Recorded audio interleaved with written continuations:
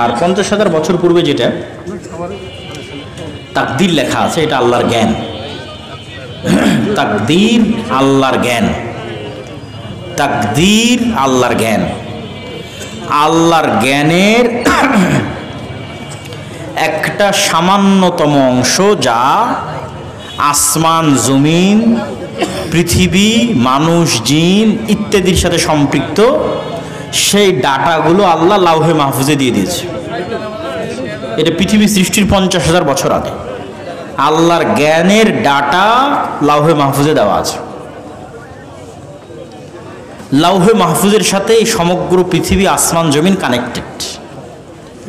একটা পাতাও যদি পড়ে সেটাও লাউহে মাহফুজের সাথে কানেক্টেড।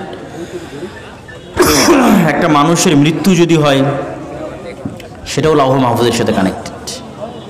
আমরা কথা বলছি, এটাও লাউহে মাহফুজের সাথে কানেক্টেড। ওই লাউহে মাহফুজ থেকে আবার 1 বছরের ডাটা ট্রান্সফার হয় ফেরেশতাদের কাছে।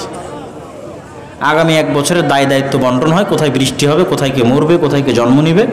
এই 1 বছরের ডাটা আবার লাউহে মাহফুজ থেকে ফেরেশতাদের কাছে ট্রান্সফার হয়। তাহলে এগুলো সবই হচ্ছে জ্ঞান। এরকম কিছু না যে আছে এই জন্য আপনি করতে বাধ্য, এটা নয়। করবেন স্বেচ্ছায়, কিন্তু আল্লাহর জ্ঞান এত বিশাল যে আল্লাহ আগে থেকেই জানে যে আপনি এটা করবেন।